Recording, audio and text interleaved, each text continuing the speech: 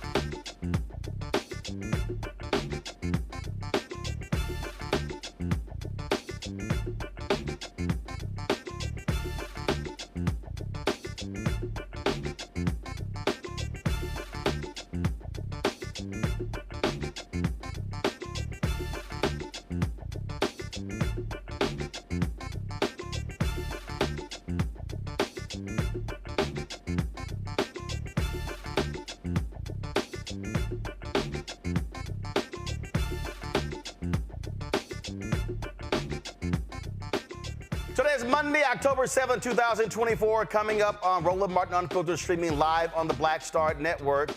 A black Arkansas town is screaming massive voter suppression after the County Board of Election Commissioners voted to eliminate an early voting location in West Memphis. The mayor of West Memphis will be joining us to talk about this. Also, Angela Alsobrooks is trying to become the next United States Senator from Maryland. I'll show you our conversation. Vice President Kamala Harris commemorates the first anniversary of the Hamas attack against Israel, and she addressed the humbled comment from Arkansas Governor Sarah Huckabee Sanders when it came to her having children. The Supreme Court is back in session. We'll tell you about some of the cases they will not hear. Also, the Georgia Supreme Court has reinstated the state's abortion ban. Plus, we'll give those of you who have a short memory a refresher on just how racist the orange convicted felon is. It's time to bring the funk on Roland Martin Unfiltered on the Black Star Network. Let's go. He's got whatever the miss, he's on it. Whatever it is, he's got the scoop, the fact, the find. And when it breaks, he's right on time and it's rolling. Best believe he's knowing. Putting it down from sports to news to politics. With entertainment just for kicks, he's rolling. It's on go, roll, roll, y'all. It's Roland Martin, yeah. Rolling with Roland now. He's funk, he's fresh, he's real, the best, you know he's Roland Martin now.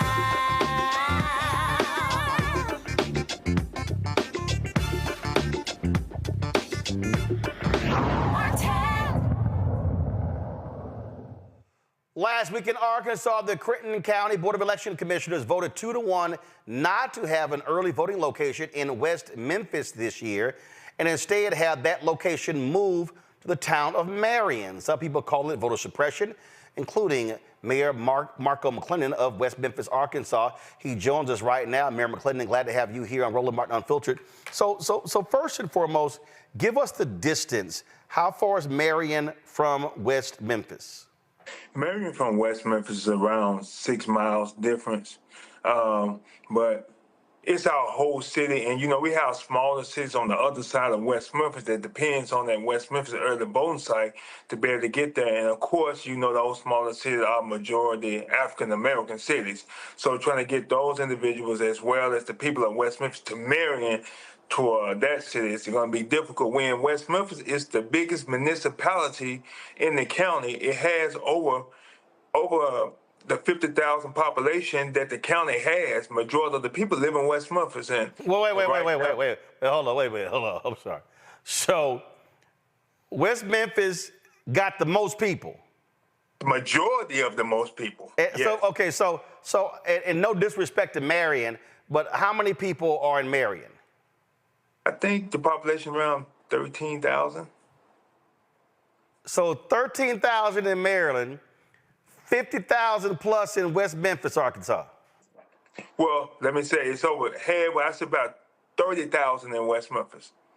But all the smaller cities that's around West Memphis probably make up an easy 45,000 people. So the West Memphis metro area, if you will, has close to 50,000. Marion has 13,000. What's the logic to move it to Marion? Well, let me say this. You know, the 3 of the election committee members, they live in West Memphis. So they all live in West Memphis. Wait. I'm sorry. Hold up. It was a 2-1 vote, right? Yes. So all 3 of them live in West Memphis?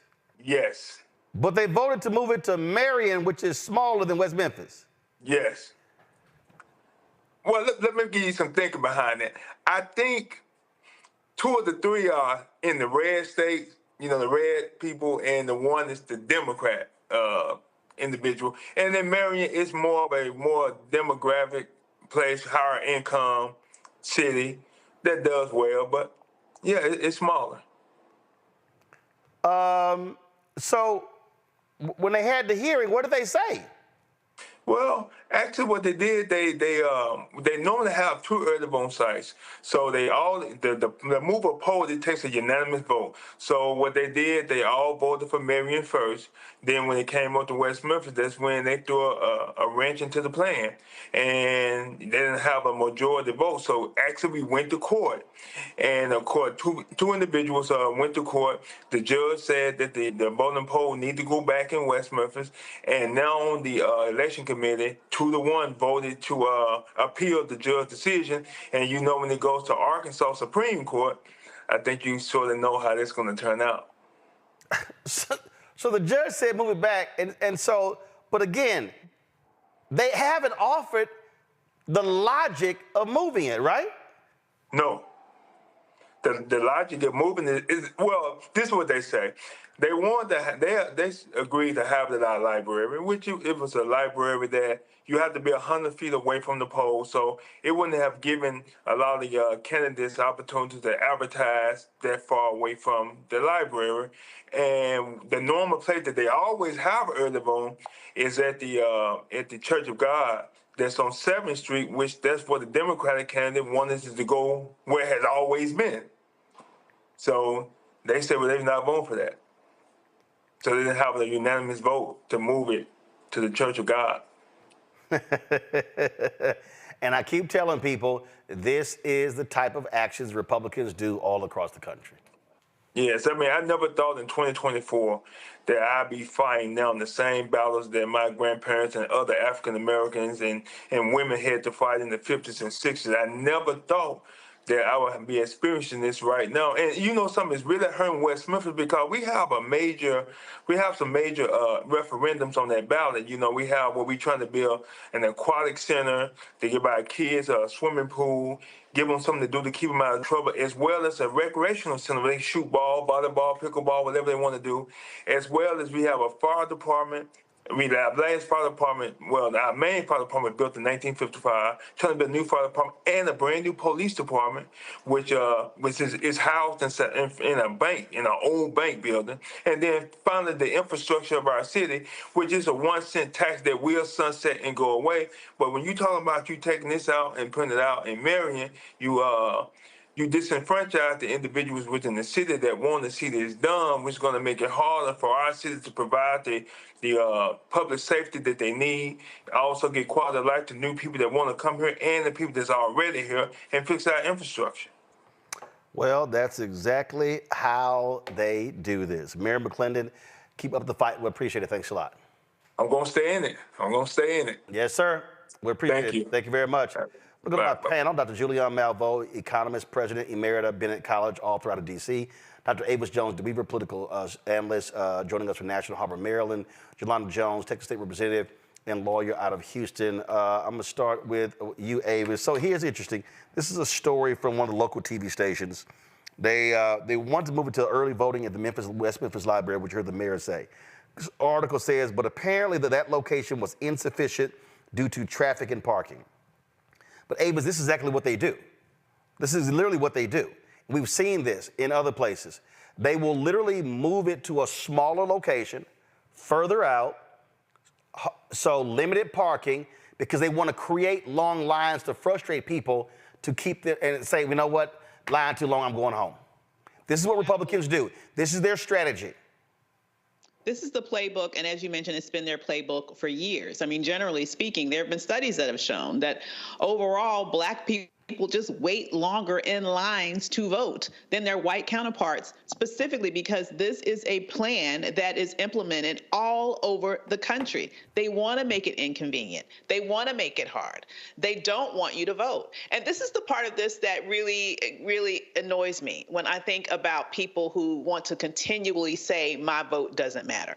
If your vote didn't matter, why do you think they'll be going to all of these lengths in order to stop you from voting, to discourage you from voting, to make it that much more frustrating for you to be able to exercise your right to vote? They're doing this, and they're specifically targeting those communities that are disproportionately African American because they know our power, and they're trying every way that they can to take it away from us.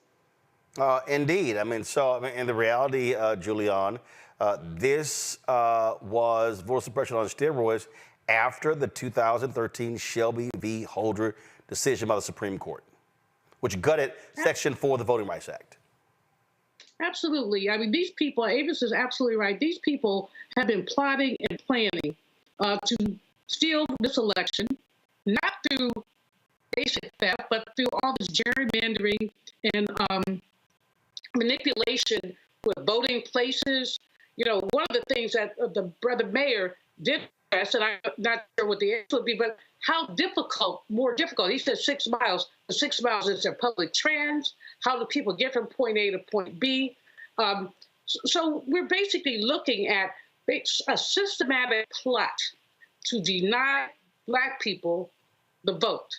And that systematic plot is being played out on a micro level and on a macro level. And I don't know where the playbook comes from, but what we do know is that people are being denied the right to vote. I'm thinking back, Roland, to Mississippi, 1964, 1968, when for Black people to vote, sometimes they had you look at a jelly bean jar and ask you how many jelly beans were in the jelly bean jar. All kind of craziness, and this is that same kind of craziness. Now, it's not as bad as a jelly bean jar, but yes, again, it is, because people do not have the ability to easily vote, and the mathematics of this is clear. 45,000 people, West Memphis, 13,000 in Marion. Come on. That is deliberate manipulation. Jolanda, you heard what the mayor said. Look, it's going to go to the Arkansas Supreme Court, very conservative. We'll be shocked to hear if they rule in favor of the folks there in West Memphis, Arkansas. But this is literally in the Republicans' playbook. And this is what they do in states all across the country. They have the control of the election boards. And in fact, in North Carolina, when the Democratic governor won, they changed, and in Wisconsin, they changed the law to strip him of being able to appoint members of the election board because they wanted to control those boards. And I guess the thing that frustrates me about my party is we're not thinking chess like they are. Mm-hmm. And if you think about it, most people are used to voting where they vote, right? So how much sense does it make to make everyone from West Memphis have to drive 6 miles to go to a smaller facility? But the people that live in the small town, they don't have any, they have comfort to go vote where they're used to voting. I also don't think it was an accident that they voted on the white place first, where they got unanimity, because we always want to be fair. Democrats, Black folks, we always want to be fair. We always want to include everybody, when they literally never want to include us. And this race is going to be a close race by what all the experts are saying. And so if you take away 5,000 votes here, 10,000 votes here, it adds up, and it's going to make up the margin. So that's what Trump is doing.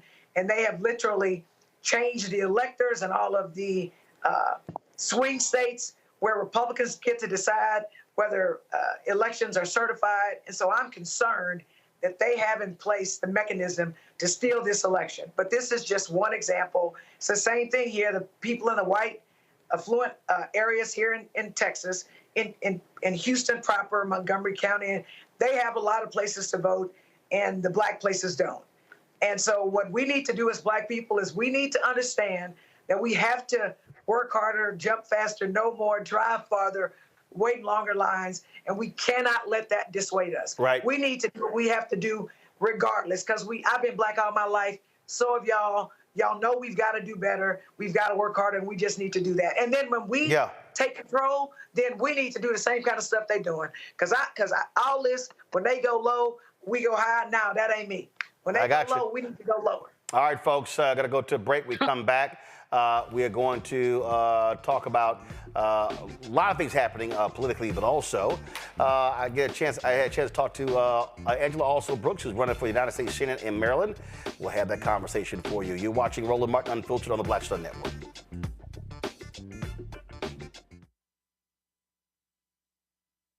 In 2016, Donald Trump said he would choose only the best people to work in his White House. Now those people have a warning for America. Trump is not fit to be president again.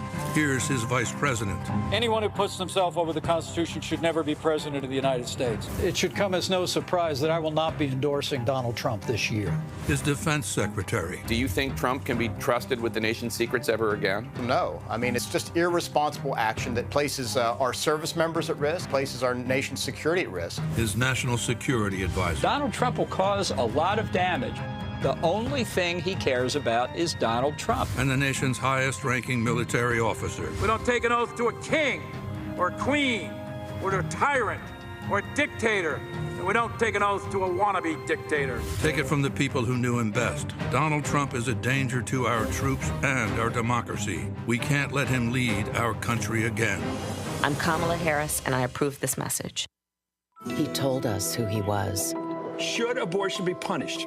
There has to be some form of punishment. Then he showed us. For 54 years, they were trying to get Roe v. Wade terminated, and I did it, and I'm proud to have done it. Now Donald Trump wants to go further with plans to restrict birth control, ban abortion nationwide, even monitor women's pregnancies. We know who Donald Trump is. He'll take control. We'll pay the price. I'm Kamala Harris, and I approve this message. I get it. The cost of rent, groceries, and utilities is too high. So here's what we're going to do about it. We will lower housing costs by building more homes and crack down on landlords who are charging too much. We will lower your food and grocery bills by going after price gougers who are keeping the cost of everyday goods too high. I'm Kamala Harris, and I approve this message because you work hard for your paycheck. You should get to keep more of it. As president, I'll make that my top priority. Bob and I both voted for Donald Trump. I voted for him twice. I won't vote for him again. January 6th was a wake-up call for me. Donald Trump divides people. We've already seen what he has to bring. He didn't do anything to help us. Kamala Harris, she cares about the American people. I think she's got the wherewithal to make a difference. I've never voted for a Democrat. Yes, we're both lifelong Republicans. The choice is very simple. I'm voting for Kamala. I am voting for Kamala Harris. Hello, I'm Jamia Pugh. I am from Coatesville, Pennsylvania, just an hour right outside of Philadelphia. My name is Jasmine Pugh. I'm also from Coatesville, Pennsylvania. You are watching Roland Martin Unfiltered. Stay right here.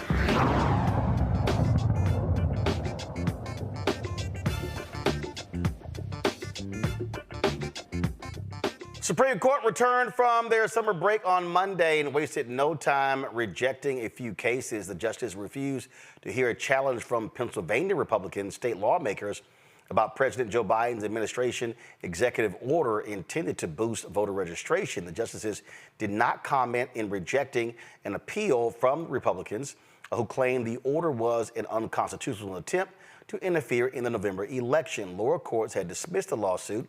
The justices also rejected two appeals stemming from baseless claims made by Republicans that voting machines and software of Dominion voting systems were responsible for Trump's defeat in the 2020 presidential election. In one case, the court turned away an appeal from Fulton County, Pennsylvania, questioning a Pennsylvania High Court ruling involving voting machines. The other rejected appeal involved claims from people around the country that Denver-based Dominion tried to silence them. A Supreme Court refused to require doctors in Texas to perform certain emergency abortions when the procedure would conflict with the state's strict abortion ban. The justices left in place a lower court ruling that rejected the Biden administration's claim that federal law requires access to emergency abortion care even in the states that restrict the procedure. The order did not explain the justices' reasoning, nor were the dissents noted. The court's action comes just months after the justices intervened in a similar case in Ohio. In the Georgia Supreme Court, they have reinstated the state's controversial heartbeat abortion law while an appeal from the Georgia Attorney General's office is being heard. Last week, Fulton County Superior Court Justice Robert McBurney issued an order overturning the law, calling it unconstitutional. The next day, Attorney General Chris Carr filed an appeal. Carr asked the Georgia Supreme Court to reinstate the law during the appeal process. Today, the Georgia Supreme Court granted a stay of the Superior Court order. The order began at 5 p.m. Eastern. Doctors cannot legally perform abortions if they detect a fetal cardiac activity, which is usually seen at around 6 weeks. What we are seeing here, Julian, is the battle over reproductive rights. When you look at the conversation, that's what's dominating. You've got reproductive rights bills on the ballot in Florida. You got Arkansas. You got other states as well, and so much attention is being applied to this by Vice President Kamala Harris. She was on the very popular Call Me Daddy podcast, dropped yesterday. It gets 5 million downloads a week, but it's a very, very popular podcast for women that's really geared at younger women. And so this is continuing. We're seeing how this is going to be the dominant issue this election season. And I keep saying this. Donald Trump got 52% of white women in 2016. He got 53% of white women in 2020. The Dobbs decision, if Vice President Kamala Harris is able to peel that number from 53 down to 50 or 49, that very well could be the winning margin.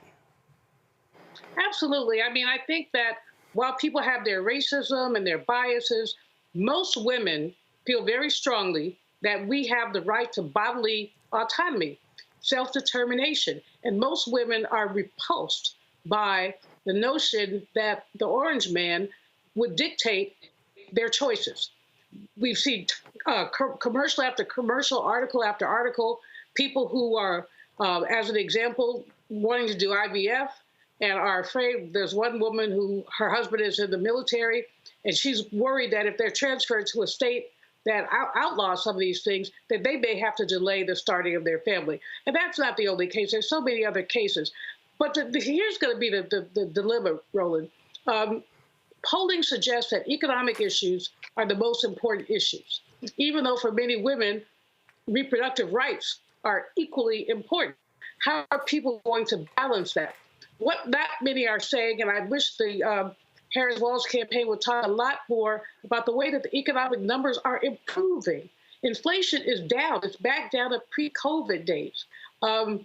Unemployment rates are low.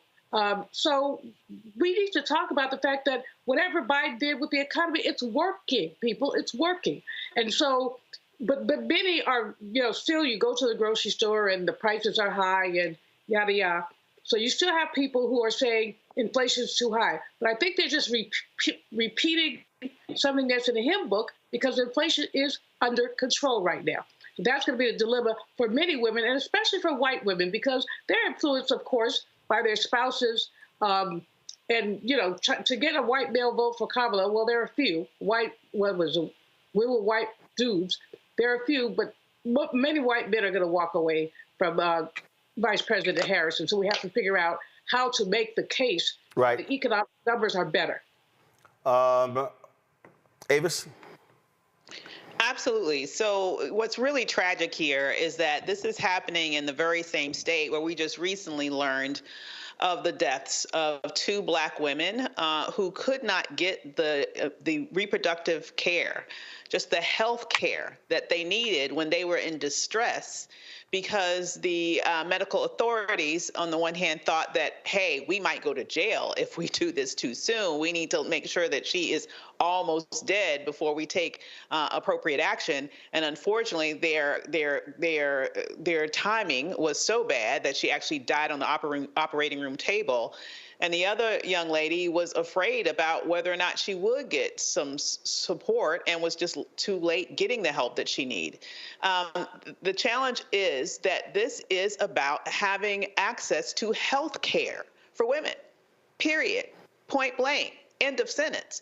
And this is not going to be the last women that will die as a result of this. We've seen maternal mortality rates, even, it seems to me, I've read reports about them creeping up in places like Texas as well. This is the beginning of a very, very dangerous time for women. If we're going to talk one more time about Black women in particular, we know that Black women are disproportionately likely to die in pregnancy and childbirth in America, even under Roe, when we had greater access to reproductive health care. I shudder to think what the maternal mortality rate will be for Black women if this specific movement towards the complete obliteration of access to abortion in this nation continues and if it spreads. We cannot afford to roll the dice on another Trump term because that would definitely be deadly for many more women and particularly Black women. Yolanda? So the United States Supreme Court, for the most part, said, hey, it doesn't even matter if the health of the mother is an issue, if it violates the terms of Texas's ban on abortions, then it can stay in place. Some more people are going to die. What I think is good, though, for Democrats and for Vice President Harris is that it has white women going nuts. They are the reason that there is no right to abortion because they chose Donald Trump over somebody like themselves, Hillary Clinton. So I think that that's going to help Democrats in Texas since the Supreme Court left that in play. So I'm going to say this for a second time. We need white women to try to reclaim their abortion rights back. And I believe that is going to help us because every state where abortion was on the ballot, abortion rights won out. And I think the Republicans are going to pay. All right, then. Listen, it is going to be, again, it's going to be a huge part of the election. But I think Julianne is right. Listen, the economy is still a driving issue. But I just think right now, to be perfectly honest, folk it's not about persuasion right now. It's literally about driving turnout. I just think that's just where we are. So I just think that, you can sit here and you can spend lots of time going back and forth. But, I mean, that's just where we are. Now, let's talk about Michigan. The Muslim vote is going to be huge in that particular state. And of course, today is the first one-year anniversary of Hamas attack against Israel that left 1,400 people dead. The VP, Kamala Harris, commemorated the anniversary of the attack by planting a tree along with her husband, second gentleman, at the Naval Observatory residence. The second gentleman is Doug Emhoff. And of course, they did this, and she did speak about this day and what took place 1 year ago. We dedicate this tree to the 1,200 innocent souls in an act of pure evil on October 7, 2023, who were massacred by Hamas terrorists.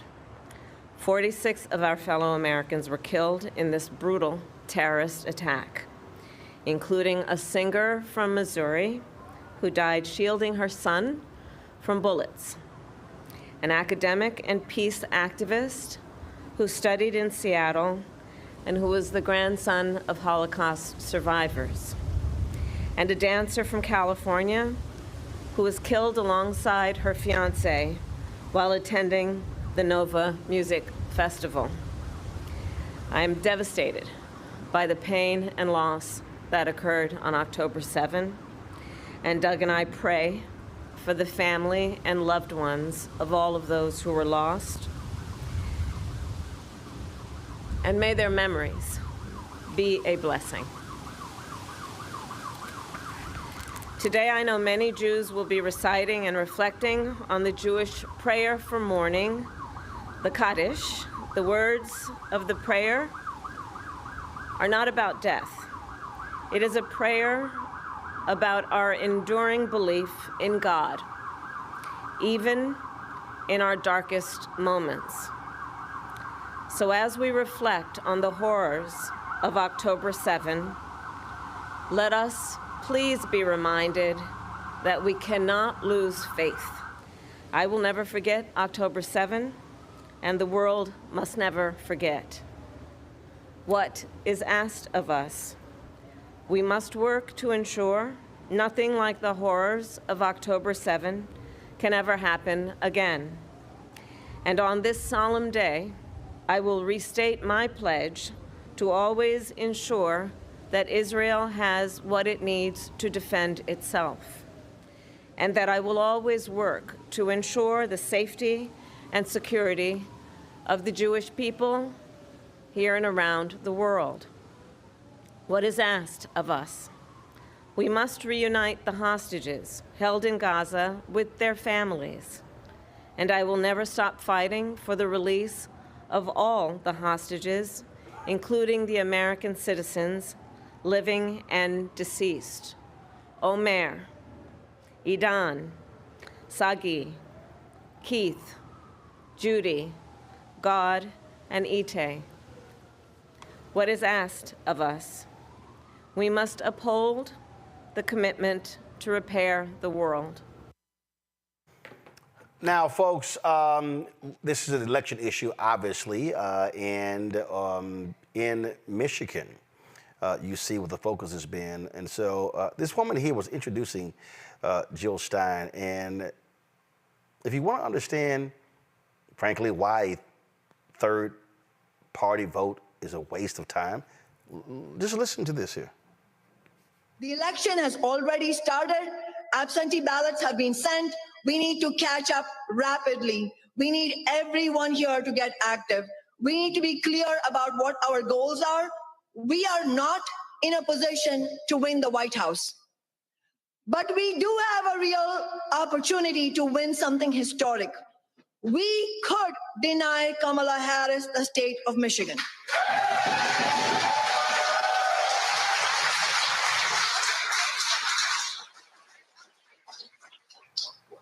And the polls show that most likely Harris cannot win the election without Michigan. All right.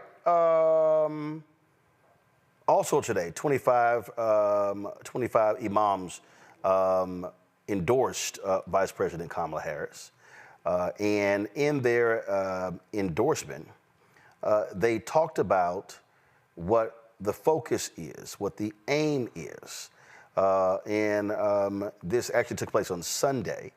25 Islamic religious leaders signed this particular, give me 1 second. This is the letter that they actually signed. And as you see it, it says a Muslim imam and leaders letter to the community. And so they lay out in here, it said, we were taught by our beloved prophet Muhammad to resist becoming angry, for it eats up goodness and overrides rational thinking. Our lives in the United States are not in a vacuum, and as such, the election choices, the decisions that we make are not either. They don't just affect us, but all American citizens for years, maybe decades to come. We are to be future-oriented, strategic, and rational rather than just focus on the present. Thus, it is imperative that we elect leaders who have committed to a ceasefire, an independent Palestine, stabilizing our democracy, and who stand with our community. So here's the thing that is strange to me here, Jolanda. I totally understand. I totally understand the anger at President Joe Biden, Vice President Kamala Harris, for standing with Israel. They demanded, they called for a ceasefire. They've actually done that. But you have this battle between Netanyahu and Hamas. Well, they actually want to go forward with that. What I'm trying to understand is the woman who's introducing Jill Stein. What do you actually gain if Vice President Kamala Harris loses Michigan and Donald Trump wins Michigan? And Donald Trump actually said today in a radio interview that, oh, the Gaza Strip could be as beautiful as Monaco. The developers weren't thinking about it the right way. His Trump organization, they got no problem if everything in Gaza is wiped out and it becomes beachfront property. So I'm just trying to understand, what do you get by defeating Vice President Harris in Michigan and Trump wins? What do you want a ribbon? So I don't know why you asking me that, because I agree with you. First of all, you want, because you wanted 3 panelists, and I'm asking all 3 of y'all. So what I don't, it's almost like they don't understand one of the two are going to win, right? And it's like they don't understand that Donald Trump is going to raise what's left of Gaza, and it is going to be beachfront property. And he go, I promise you, have a Trump business from somebody in this family that's going to make money off of a cleared Gaza. So it's just really interesting when you start talking about third-party candidates who don't have a snowball's chance in hell of winning. Why would you do that? you need to play in the game. You need to be on the side of somebody who can win. And so I don't understand, and I also don't understand why they're acting like Kamala Harris is the damn president. She's not the president. She is the vice president, and she was a good teammate to the president, Joe Biden. So I think it's not very well thought out. I think it shows that they are political novices. I think that Jill Stein wants to be a spoiler, but I think she's going to spoil everything for America if, in fact, they get a number of Muslims to vote for Jill Stein to give Trump the victory. I have no clue why they're not looking at Trump and how dangerous he is. He literally cannot stand the Muslims. So no matter how mad you are at President Biden and Vice President Harris, Trump hates Muslims. He said he hates Muslims. He ain't trying to have no ceasefire. And so I think it's not very well thought out, and I think it is dangerous for democracy. So, Avis, this is what their letter said, alluding to what Jelana just said there. First, in fact, go back to my iPad. First, in fact, what is happening is not on her, for she is not the president of these United States. Prior to serving in her current position, Vice President Harris has been regularly engaging with the Muslim community throughout her long and distinguished career. When Donald Trump passed the Muslim ban, it was then Senator Harris who filed a bill in the Senate seeking to provide access to legal counsel for our brothers and sisters caught in the Muslim ban. Vice President Harris held the first Eid al-Adha celebration in American history at her home, welcoming Muslim leaders from across America into her living room. This is beyond symbolism. It is an affirmation that Islam is an American religion.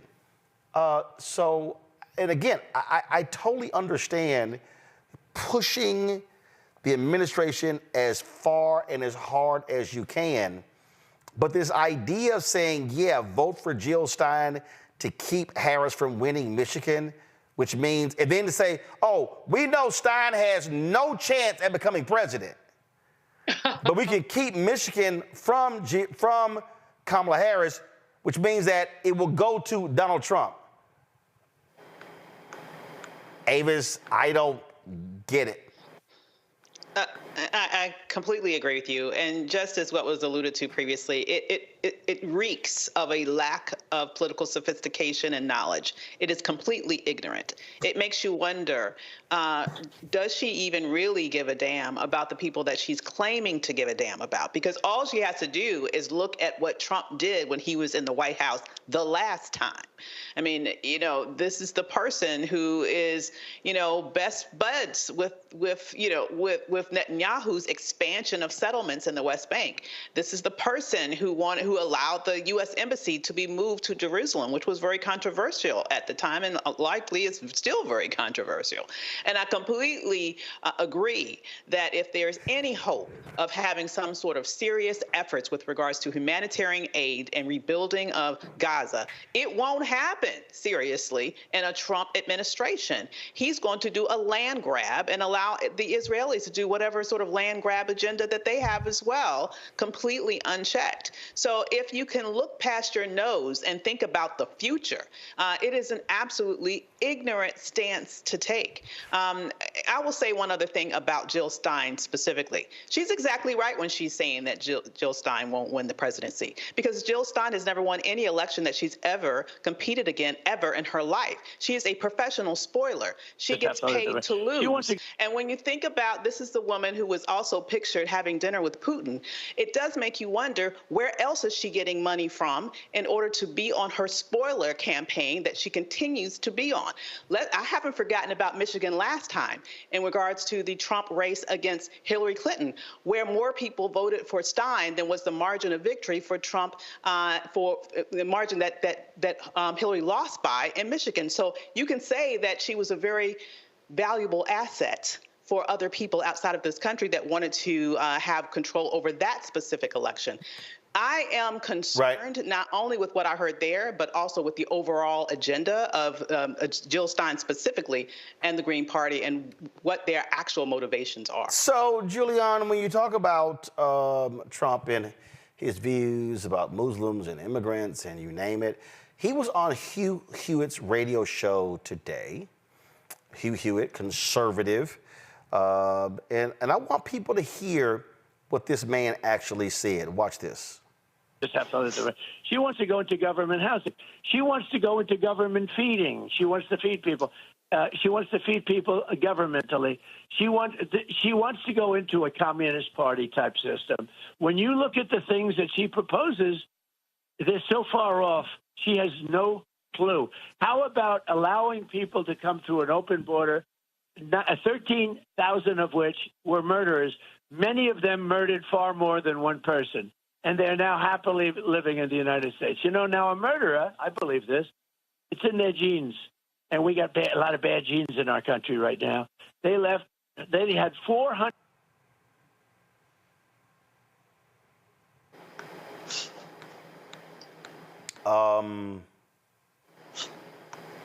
Murderers, it's in their genes, and we've got a lot of bad genes in this country. I mean, I can think, Julian, if we really want to have a fair and factual conversation, there's a lot of white people in America who have been murderers. I think we can ask the Native Americans that. I think we can talk about the Civil War. We can talk about the black people killed during slavery. We can talk about Jim Crow. I mean, we are a war-loving, killing nation. Mostly led by white people. Julian, go ahead. It's interesting that he wants to talk about genetics. This country was founded, the people who built this country were criminals from England. They were sent here because they couldn't be held in English jails. They were sent here and turned into indentured servants. These are white folks who were stealing, killing, lying, doing all the things that the former president does. So for him to talk genes is to basically show his ignorance, but the whole thing is ignorance. I mean, his racism, his biases, his hatred are replete. And, you started out by talking about lies, talking about the lies that that man tells. And I always tell people, my grandma used to say about certain people, why tell the truth what a lie will do? And what she meant by that is you're just such a liar, you wouldn't know the truth. You would know the truth if it slept with you. I mean, you basically don't know truth. And so this nonsense that he keeps putting out there, especially the attacks on Kamala, and especially around the issue of being a communist, which is absurd. I mean, she is your basic neoliberal, frankly. She's not even as left as some of us would like her to be. She is the preferred candidate for many of us because she's the best candidate. And even if she weren't the best candidate, Mr. Trump doesn't have any business being within spitting distance of the White House, not even being in it, within spitting distance. His ethics, his morals, everything are just so extraordinarily flawed. But again, he comes at her with all these buzzwords, and the problem is that some people believe that. Roland, I was at the LA train station on Friday, just minding my business, waiting for someone to pick me up. And a lady sat down next to me and started chatting, and she told me she heard that Kamala was a communist. And I said, well, where did you hear that? And where do you watch the news? She said she watched Fox. I said, see, that explains it. You need to change her channel. Watch CNN, MSNBC, something, local news. Don't watch Fox. And she said, well, sometimes they say questionable things. This is an older black woman. Sometimes they say questionable things. I said, so sister, do your work, do your research. This was a sister who was in her 70s, was working 3 jobs to pay her mortgage. Her Social Security didn't cover it. So the economy was important to her. But somehow, whatever Fox is saying had her to the conclusion that Kamala was a communist. I made a list for her. My friends were waiting for me. I'm like, give me a minute. I made a list of her of some things she might want to read and take a look at. Because the more that they tell lies, the more people believe them. And that's the problem. You hear it over and over and over again. And so this he has to be fact-checked. Yeah, I mean, listen, we're not dealing with very smart and bright people. And we're just not. And so we come back. I want to deal more with this. You got a bunch of brothers out here who are pissed off with Magic Johnson because he implored for black men to actually vote for Kamala Harris. But do y'all folk out there who keep trumping and Trump, y'all do know how racist this fool is, right? We're going to unpack that when we come back as well, folks. Don't forget, right back at Roland Martin on the Black Star Network. Support the work that we do. Join our Bring the Funk fan club. The goal is to get 20,000 of our fans contributing on average $50 each a year. That's $4.19 a month, 13 cents a day. It raises $1 million for the work that we do here. Of course, you can do so. Cash App, y'all, is so screwed up. I mean, it is so screwed up. They said in order to use Cash App, you got to be an LLC. We're S Corp, and so they've shut down our Cash App account. And then they have, you can use QR code with Square, but it's matter of fact, one person texted me, and when I sent to them, they asked me for every damn thing except the color of my underwear. And it's complicated as hell. So Cash App, could y'all please go back to the old damn system where it was easier for people to give? I told them, I said, our donations are down 80% because of Cash App changing their procedures. So it's absolutely ridiculous. So please, y'all, let them know exactly how you feel. So matter of fact, move to the other platforms. Okay, so if you want to be able to easily give to us, PayPal, Venmo, Zelle, because Cash App is a joke. Okay, they need to go back to the old rules because it's ridiculous what they've actually done. So PayPal is R Martin Unfiltered, Venmo is RM Unfiltered, Zelle, Roland at RolandSMartin.com, Roland at RolandMartinUnfiltered.com. And so again, PayPal, Venmo, Zelle, while we still deal with this nonsense with Cash App and all of their ridiculous new procedures. So, all right, folks, we'll be right back.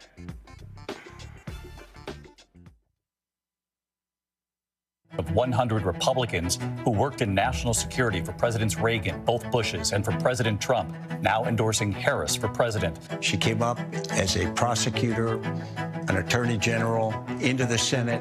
She has the kind of character that's going to be necessary in the presidency. Vice President Harris is standing in the breach at a critical moment in our nation's history. We have a shared commitment as Americans to do what's right for this country.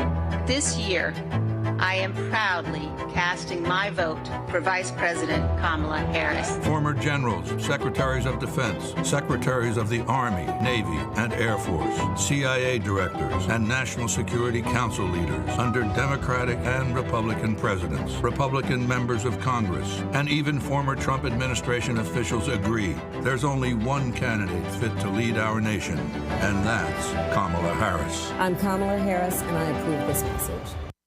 Kamala Harris has never backed down from a challenge. She put cartel members and drug traffickers behind bars, and she will secure our border.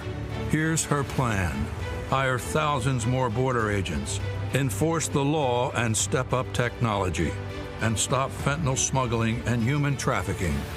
We need a leader with a real plan to fix the border, and that's Kamala Harris. I'm Kamala Harris, and I approve this message. The overturning of Roe almost killed me. I had a blood clot in my uterus that caused my labor to have to be induced because of the overturn of Roe v. Wade. I wasn't able to get life-saving treatment sooner. I almost died. And that's because of the decision that Donald Trump made. I was able to get Roe v. Wade terminated, and I'm proud to have done it. The doctors and nurses were afraid that if they treated me in the incorrect way, that they would be prosecuted for that. And that's appalling. Donald Trump says that women should be punished.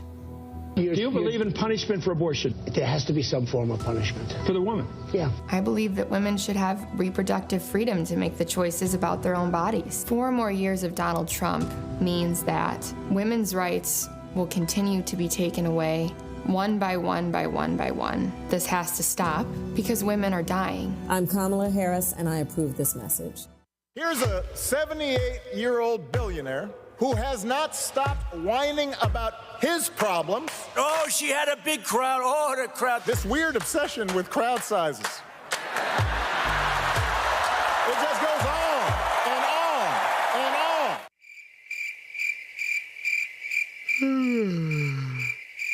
America's America's ready for a new chapter. We are ready for a President Kamala Harris. I'm Kamala Harris, and I approve this message.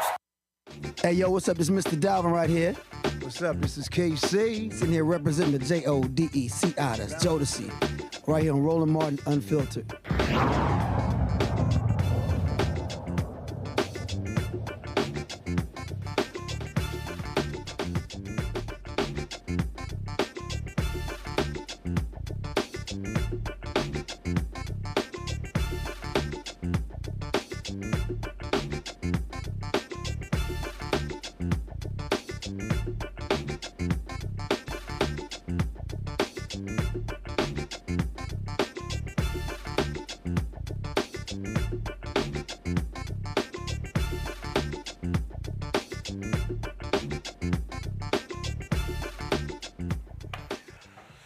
All right, so let's not forget who we're dealing with, the kind of person we're dealing with. He got his career started refusing to rent apartments to black people. He wanted the Central 5 Park to actually be executed. And so here's some other things that Trump has actually said about black people.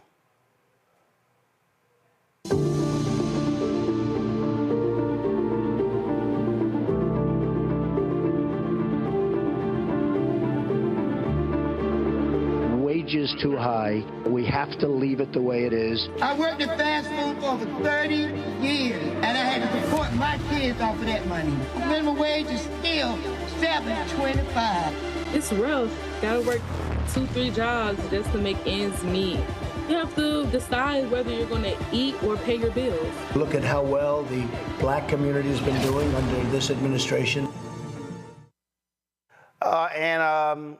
Did y'all hear what he said about folks from the Congo?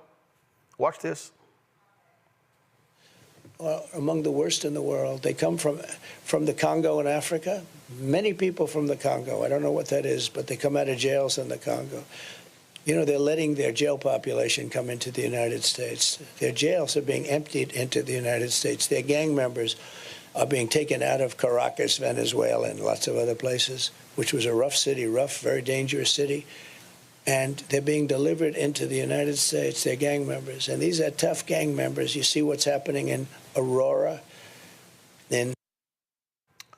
So those are the things that this fool is out here saying.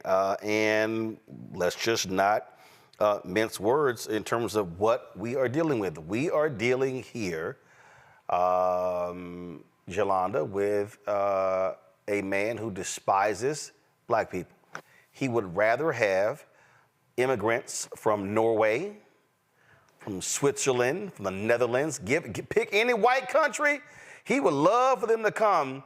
He is specifically appealing to white racists. He is appealing to white fear. I keep telling people this.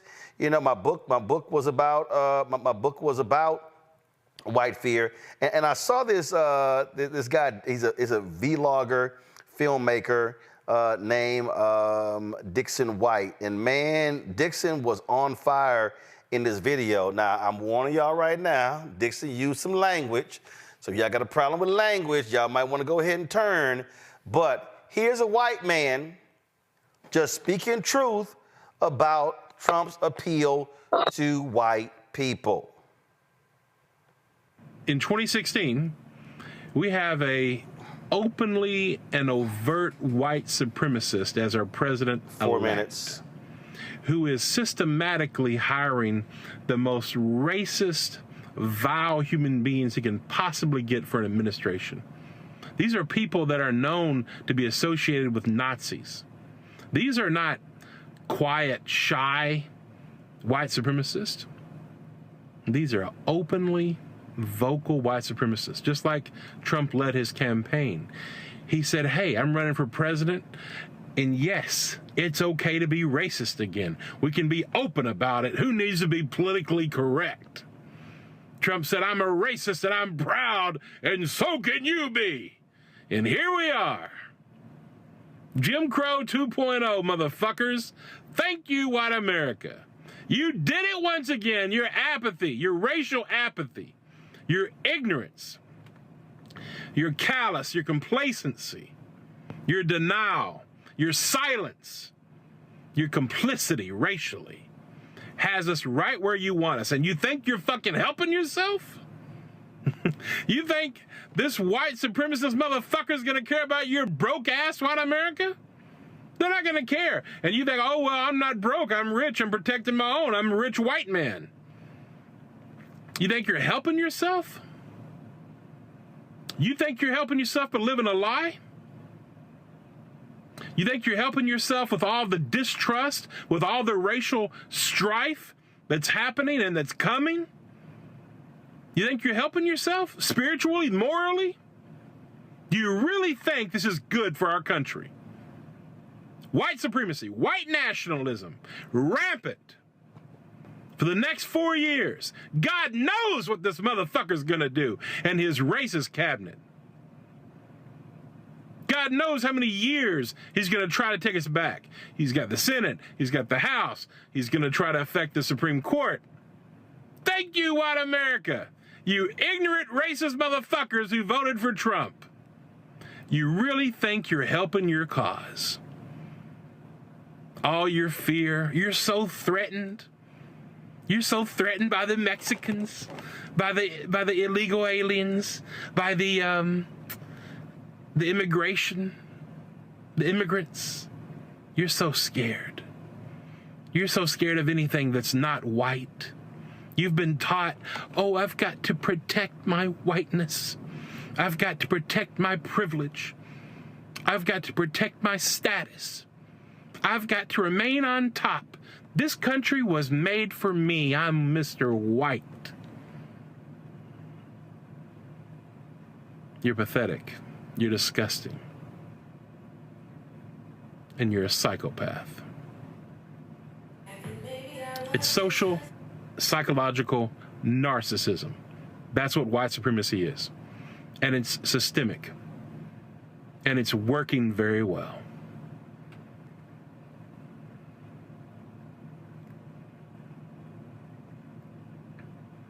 When will white America face the reality of what they've done, what they're doing, and where they're going? White America, you're taking us all to hell, straight to hell.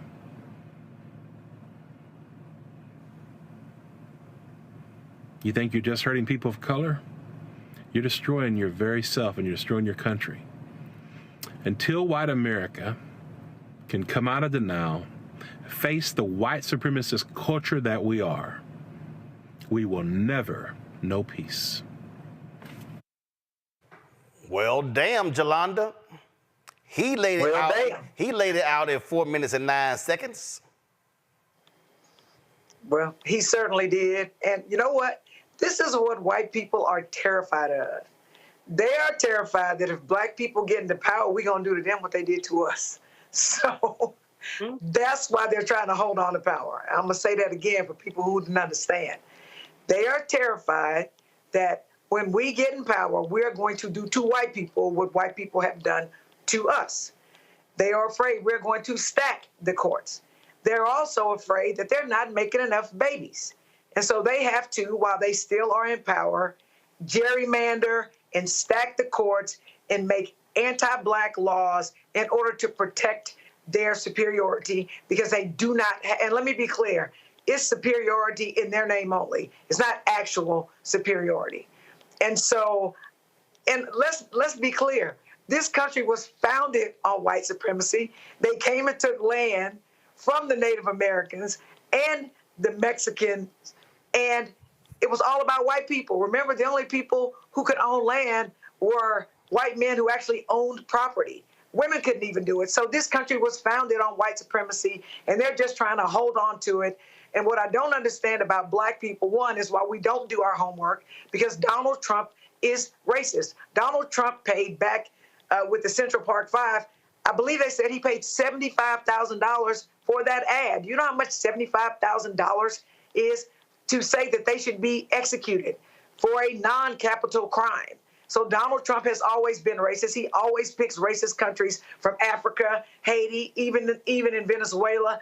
And he talks about black people in other states in Aurora, Colorado, and wherever. And that's what he does. So why anybody, let's say he did give us $1,200, which I'm not convinced that was under him, right? We're going to vote this country into hell for $1,200 when if we had better wages, we'd make way more than $1,200 over the course of a year. So we're not thinking, and I don't understand. But it's not just us, okay?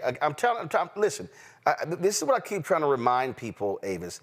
69 to 70% of the total electorate is going to be white. The numbers are the numbers. And what we're facing, it's white fear. Matthew Iglesias, Dave, why does it escape me? He follows me. Weigel, okay? Twice in the last 3 days, both of them tweeted. They were like, Democrats were the most pro-union. They gave them everything they want. So maybe Democrats need to stop being so far left. And I said, stop. Matter of fact, let me pull up the Iglesias tweet because it's amazing how these folk, like, they go a long way and don't want to say white. Let me find his tweet. Because I saw it, and I was like, bro, did you leave something out? I said, it seemed like you left something out. Give me a second, hold on. Let's see here. And I've seen several of these tweets, and these white journalists just don't want to call out whiteness. What they do is that they want to dance and hop, skip around every single thing, but they don't want to just say white. So every time they keep talking about union workers, they keep saying, well, the Democrats and, the union workers. And I'm like, no, the white union workers, the white Teamsters, the white firefighters. If you have union workers that are turning their back on the most pro-union administration ever to back Donald Trump, they are supporting whiteness and not their pocketbook, Avis. Absolutely, 1,000% true. I mean, here's one of the reasons why the right wants to demonize critical race theory, because a critical race theorist would tell you that the power behind this form of racism, of not naming it, is that you are normalizing and centering whiteness as it is such the normal thing that you don't have to mention it, right? And so then when you make it invisible, the insidious nature of what it does then goes unchecked, okay? So you're exactly right. It's not just union members. And there's a reason why you have a lot of white women who will vote against what one would think is their interest.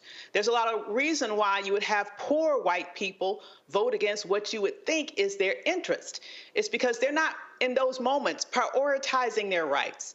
They're not in those moments prioritizing their economic possibilities. In those moments, they are protecting whiteness. And they are protecting the invisible benefits that we all know they get, that are institutionalized, that are built into the system, and just this false sense of superiority that Donald Trump strokes so well for them, right? They're voting to protect whiteness, even if it makes no logical sense with regards to their economic well-being, with regards to their ability to have dominion over their own bodies, with regards to all of those things. Whiteness in this country has value, and nobody knows that better than white people, even if they don't want to name it and claim it. I'm sitting here looking at this here, Julian. Go to my iPad. So this is what Matthew Iglesias tweeted. Biden-era Democrats have been more supportive than ever of blue-collar unions, but gotten less support than ever from blue-collar union members. Probably better to just be more moderate on cultural issues and environmental stuff and labor. So I actually responded by saying, Matthew, did you leave out something? I think you left out white. And if you go, now go back to my iPad. So I just want y'all to go. So when you start going down here and looking at all these responses and, oh, this is reasonable and fair enough, a center-left coalition whose base is suburban, well-educated white women is not key to long-term success. But they still missed they got the wrong white part. Demo and far left and alien, you all on the far left have been pretty successful in alienating us suburban women. Good job. Well, that's a lie. They've been attracting them.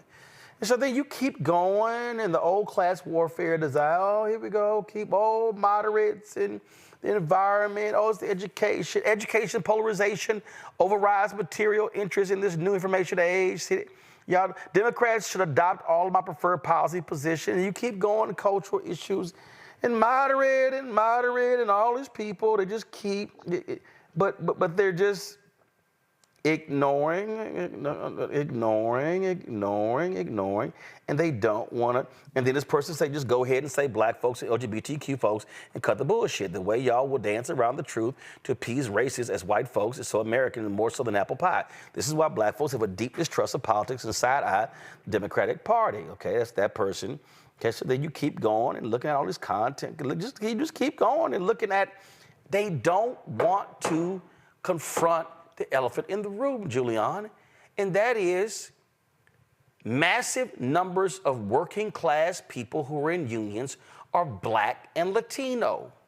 Who are they supporting in huge numbers? Vice President Kamala Harris.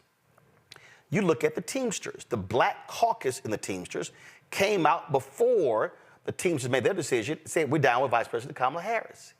Okay? You look at firefighters are racist and sexist. Firefighters endorsed Democrats going back to the 60s.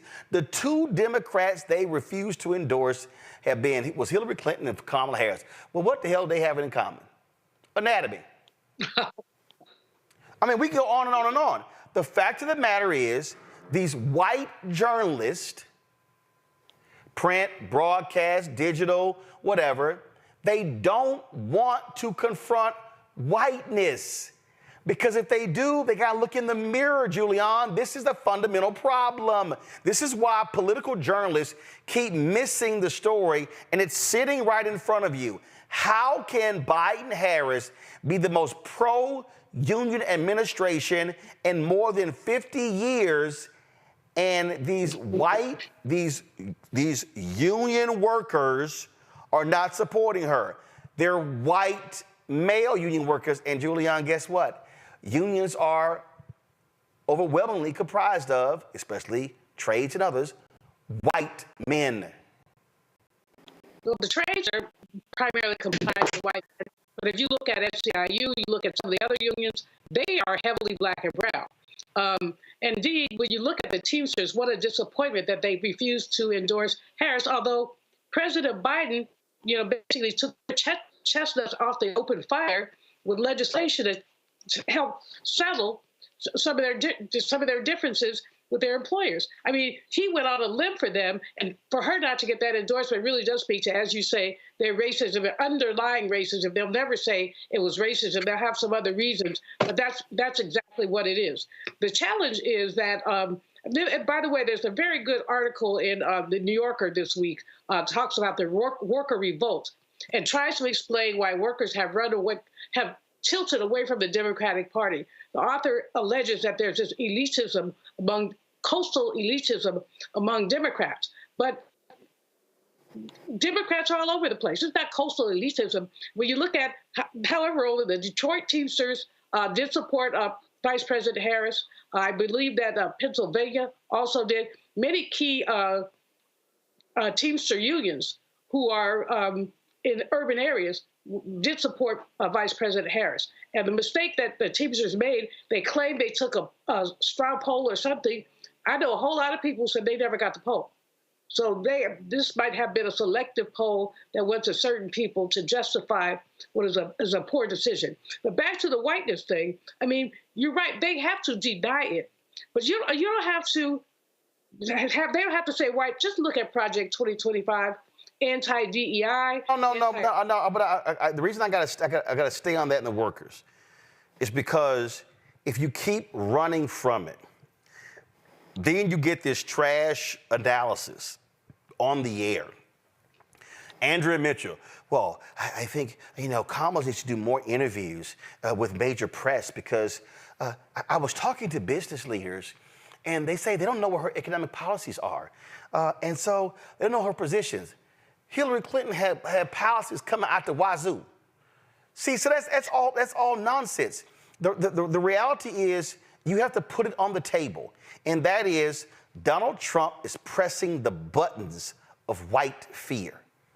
They don't even want to deal with it. Remember 2016, economic anxiety. I was like, black and brown people are the brokest damn people in the country. So if there's anybody who should be anxious about the economy, it's black and brown people. Nope, that ain't the case. What we are facing constantly is a white media infrastructure that simply is ill-prepared to deal with the realities on the ground and calling a thing a thing. It is whiteness. It is, and see, the problem is they don't want, they keep using the phrases, that's,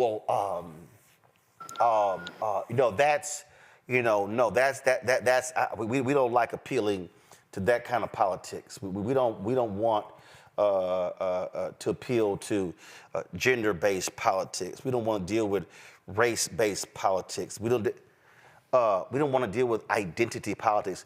Whiteness in America is an identity. Mm-hmm.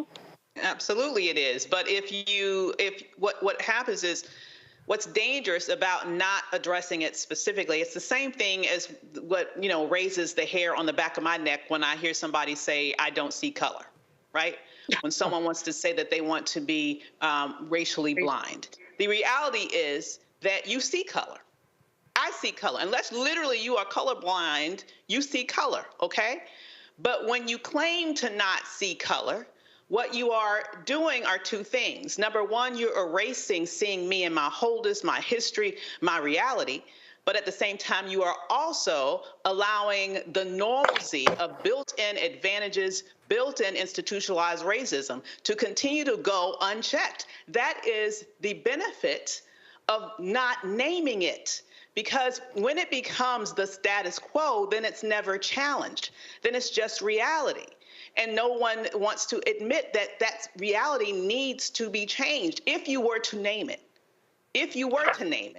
then a moral country would require that you address it.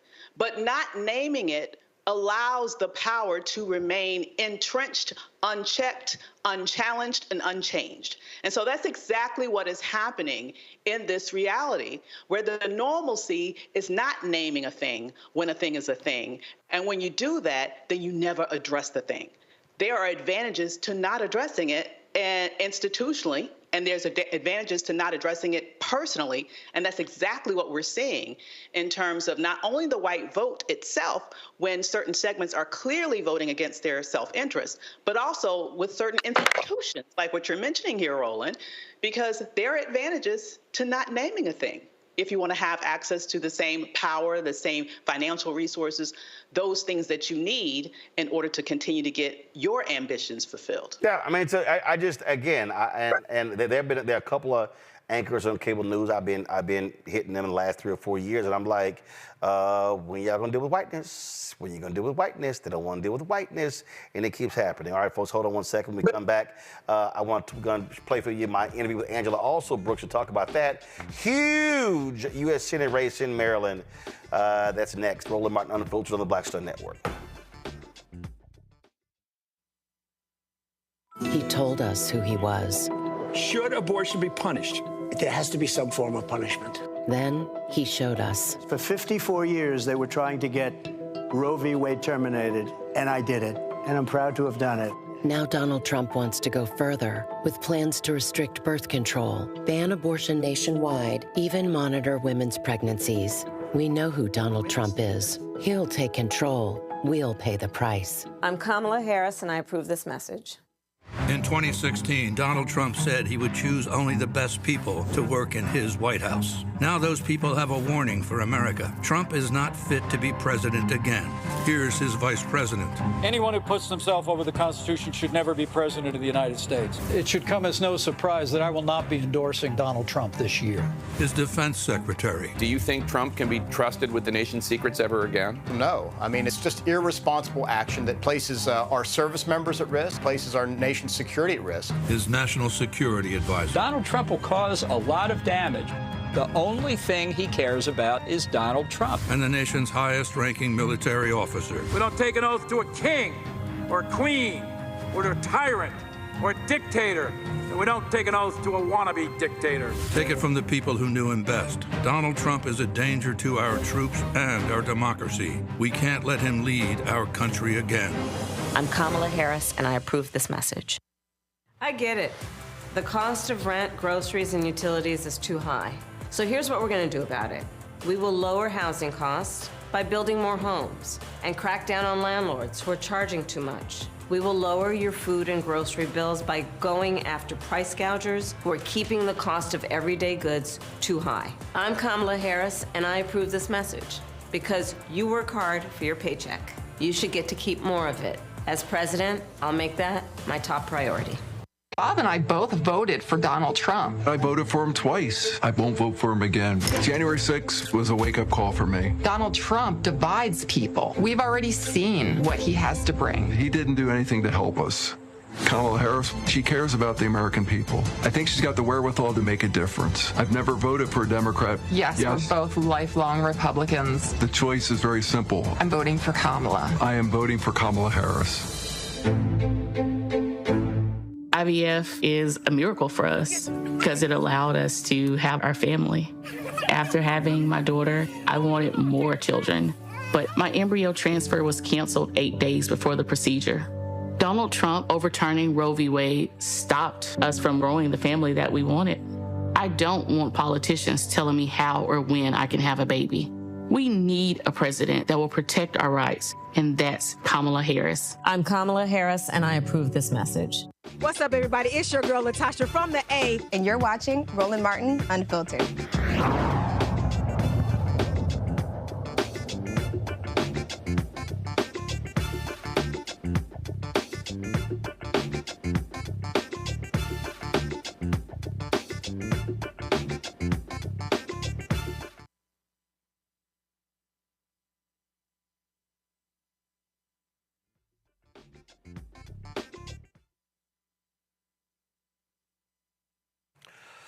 So the Democrats thought they would have a fairly safe seat in Maryland. That is until Larry Hogan, former governor, jumped in on the Republican side.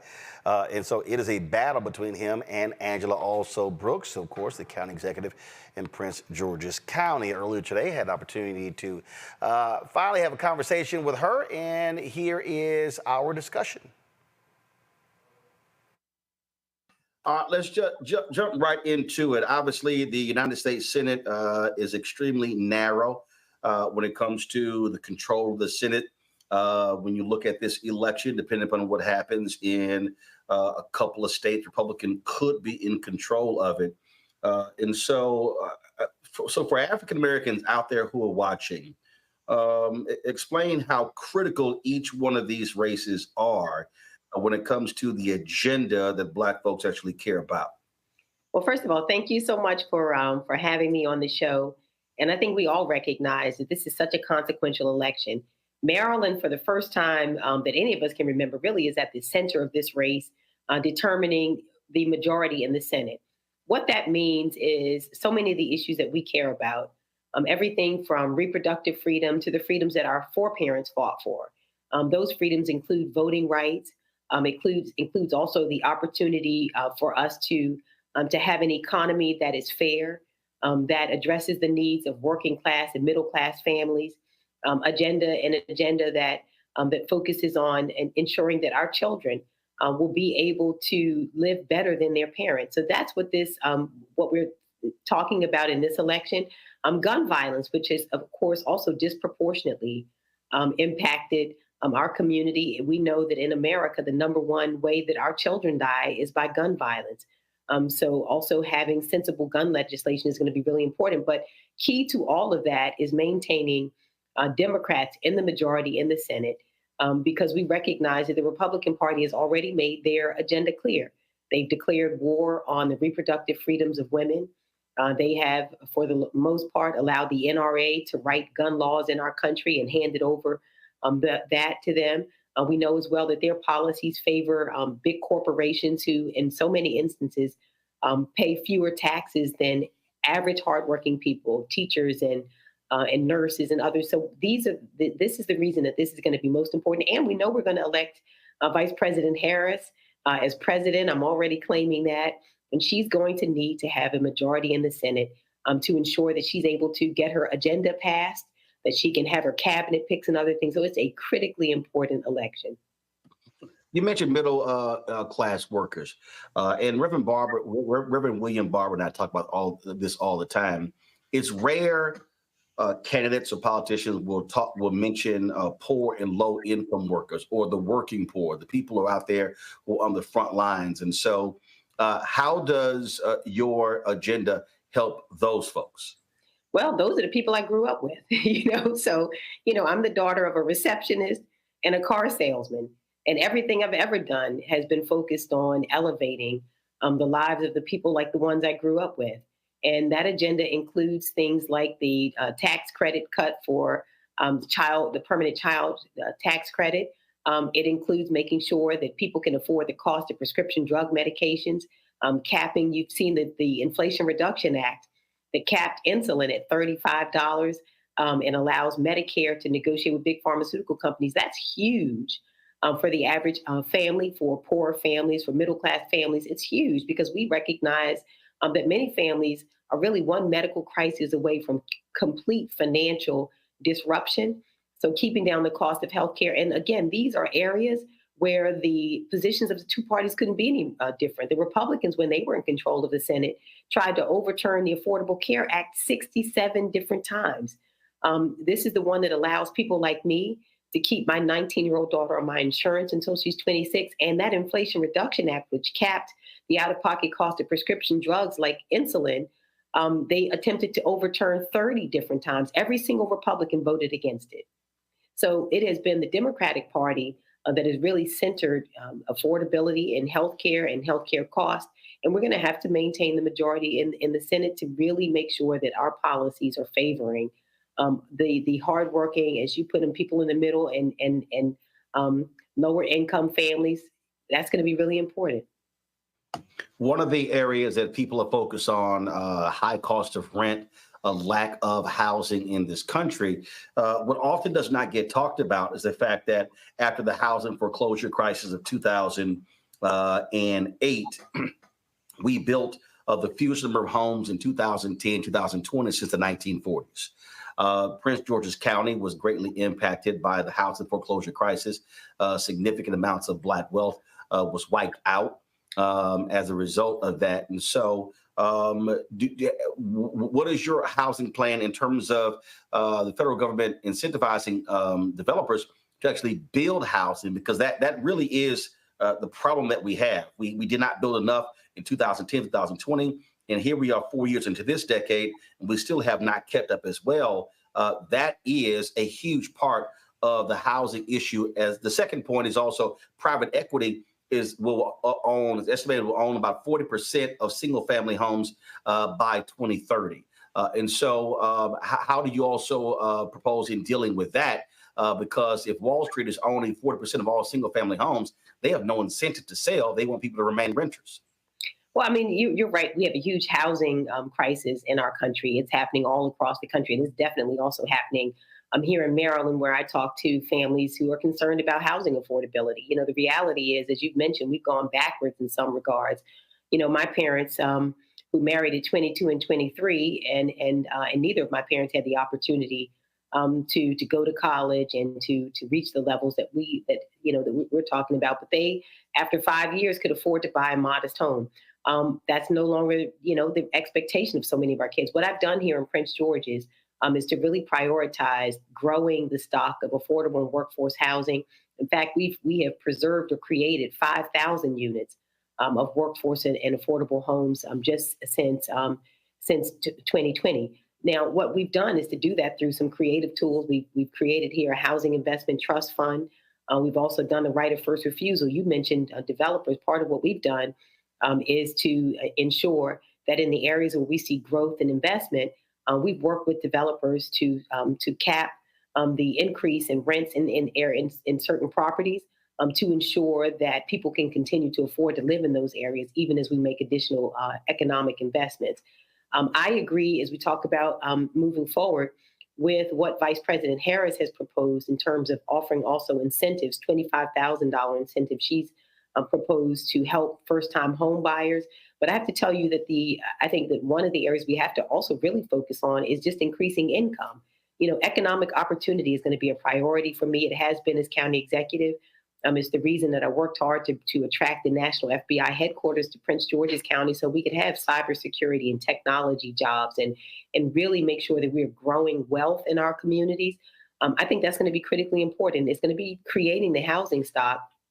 And I think we also just have to continue to focus on creating jobs. And Prince George is here, and this is something I'll do across the state. We have created more businesses than any county in the state of Maryland. We've also created more jobs. This is going to be important. Things like that bipartisan infrastructure bill that will allow us to bring roads, bridges, internet, and to really help us to attract businesses and to grow our economy is going to be most important. Not only to helping people afford the cost of living, but that's the way that we grow wealth and help us to be able to afford the cost of assuming home ownership. We want people to be home owners. That's the point. And working to make sure that happens means we have to continue to work to really increase the bottom line for most families, for more and more. You talk about the issue of wages. The economics is a huge issue. When you look at Baltimore, when you look at other cities around the country, you see folks who are left out of this particular economy as well. We hear this a lot in terms of young Black men and others. And so what exactly can a U.S. Senator do when it comes to public policy to help spur not only investment, but really growth in these areas that have been largely forgotten? People are complaining about gentrification. They complain that, even if you look at these opportunity zones, developers come in, get tax breaks, but they really don't actually help the people who live there. And so speak to that again, creating those opportunities as a U.S. Senator. Yeah, well, so I first of all, I'm really glad that I'm going to have some good partners here. Governor Westmore is a really great partner. Our other federal representatives are really great partners. And talking about what we must do is, again, to attract the kind of infrastructure dollars here that help us to grow the economy. And I'll give you a great example. This is the reason we cannot elect, for example, my opponent, who sent back $900 million, if you can believe this, to the federal government. Those dollars have been designated for the Red Line in Baltimore to create the kind of transit hub that would have allowed us to not only attract business, but to also help people get to economic opportunity. And in the former governor, he literally sent back $900 million to the federal government and canceled the Red Line project. That's what I will not do. I'll be instead working with Governor Moore, working with Senator Van Hollen and our other delegates, Congressman Mfume, to continue to bring to our state the kinds of investments that will allow us to attract business and to grow it. So that's what how was that red line going to actually help workers? Because again, when people hear that, it's like, okay, they hear the project, but what would that have done for regular ordinary folk? Well, what workers need are jobs, and having the red line helps to attract businesses. And businesses come to places where they see the in other words, what happens is the public investment spurs private investment and causes the businesses that we want to come to us to come. And it furthermore allows the workforce the opportunity to access those opportunities as well. And that's what the red line would have done, is to create the kind of transit that would have allowed people to gain accessibility to places where the jobs are, and would have also encouraged businesses to come. That's what we want, is that kind of public investment that then encourages also private investment. We want companies to be bringing their jobs and opportunities to Maryland. When we talk about HBCUs, a lot of people, we look at the investment in HBCUs, people just look at the institution themselves, not realizing it's also impacting the areas around those HBCUs. You've got 4 in Maryland. We know, of course, the settlement that was signed after 13 years of a lawsuit. But one of the areas that HBCUs really need greater assistance with is research and development, federal grants, a lot of those dollars. And so what is your plan to drive more of those federal R&D projects to the 4 HBCUs in Maryland? I think we have such a great opportunity. As you mentioned, we have some wonderful HBCUs in Maryland who are doing great things. I think about Bowie State University and the innovation hub that they have developed. Dr. Bro has done a beautiful job there. We'll be working to attract both state and federal dollars to help grow the innovation hub that they're building at Bowie State University. I was recently last week at the University of Maryland Eastern Shore, where they have a tremendous aviation program, and we'll continue working with them to create the kind of partnerships. We have so many opportunities we have in the state of Maryland, NASA and other federal agencies, where I think we can have wonderful partnerships to help grow Morgan State University. I've been on that campus working as well. So we have lots of opportunities. And so our HBCUs are doing great work, and just working to make sure that we are attracting the kind of funding back, both from the federal government and, again, working with our state partners to grow it. Is going to be important, and it's something that, again, I have experience doing. Bringing back federal dollars. I've had great experience doing that here. The FBI is one example of it, but also just increasing funding around transit and other things I've done here at the New Carrollton Metro, about $100 million in new dollars in just the last 2 years. But working with our HBCUs and universities around Maryland to grow things like quantum computing is going to be a part of what I'll be really centering. Again, it's all around creating economic opportunity, but creating that pathway for all of our universities, and our HBCUs are a big part of that. Been watching, obviously, NFL season and been looking at several games, and I swear the airways have been inundated by PAC commercials criticizing you regarding taxes. You have responded to that, these attack ads. And so for the public, what do you tell the public when they see these commercials? And then, of course, there's no response to it. Again, somewhere from $18 to $20 million the PACs are dumping into Maryland to bring you down. And so how do you address that particular issue? I mean, I think the public can see that these are very misleading ads. The fact of the matter is I've always paid my taxes. Now, I also stepped up to help a family member when my grandmother needed to move out of her home. I took over her mortgage, did not know that she had applied for tax credits and had those on her home, and was just notified of it just a few weeks ago. So making arrangements to pay it back. But I think that people can see through this. Billionaires have come into Maryland, as you mentioned, $18 million. Because they share a goal with former Governor Hogan. They want to get a majority in the Senate. And these billionaires have come in and really flooded the airways in an attempt to help him, because you know what? He shares their agenda. And what they know is if they have control of the Senate, they will control that agenda. And we already have seen what that agenda is. It's an agenda that hopes to roll back the rights and freedoms of women. It's an agenda that does not support voting rights. It does not support sensible gun legislation that will help us to stem gun violence. But we know, as a matter of fact, that unlike what my opponent says, he's not an independent. He's on their team, which is why they are spending these billionaires who are not only spending in Maryland, but they are also spending millions of dollars in places like Pennsylvania and all across the country, hoping to defeat Democrats. And they have come to attack me because they realize that Maryland is a critical seat that will help to determine the majority in the Senate. And the Marylanders are savvy, and I think they can see through it. Last question for you. Education is a topic that people say they care about, but when it comes to campaigns, rarely gets brought up. And as I'm somebody who supports school choice, parental choice, but I believe that if there are public charter schools that are working, hey, that's great. If there are those that are not, they got to go. Same with traditional schools. And so, are you supportive of public charter schools? And what do you see? What do you want to see done to improve the educational outcomes in Maryland, especially among Black kids who were greatly impacted, and the data is in by COVID and what happened from 2020 to present day?